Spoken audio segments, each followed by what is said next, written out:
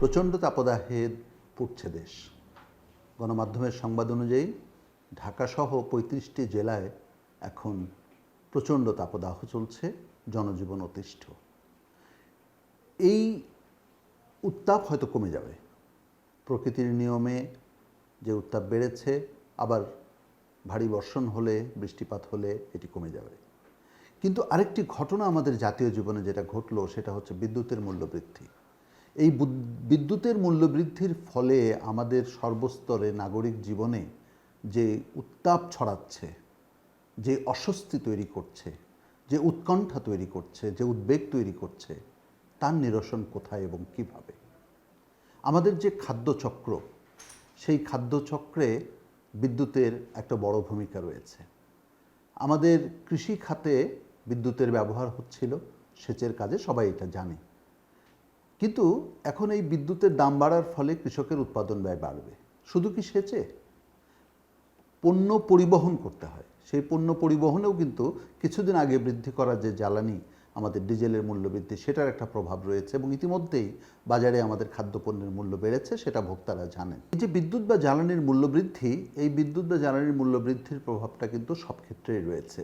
আমাদের উৎপাদন থেকে শুরু করে খাদ্য বিপণন, খাদ্য প্রক্রিয়াজাতকরণ, সব ক্ষেত্রেই এটার প্রভাব পড়বে। এর ফলে খাদ্যমূল্য যতটুকু এখন বেড়েছে তার তুলনায় নতুন করে আবার খাদ্যমূল্য বাড়বে।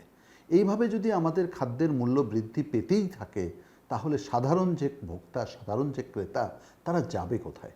সরকার তো শুনেছি যে তারা আমাদের সরকারি কর্মচারীদের বেতন বৃদ্ধির জন্য একটা উদ্যোগ নিচ্ছেন, ভাবছেন।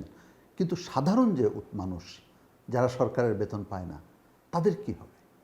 তাহলে উপায় কি? সরকার বলছেন যে বিদ্যুৎ খাতে আমাদের যে ভর্তুকি, সেই ভর্তুকি কমিয়ে আনতে হবে, লোকসান কমিয়ে আনতে হবে। আমরা সাধারণ মানুষরা অনেক কিছু মেলাতে পারি না।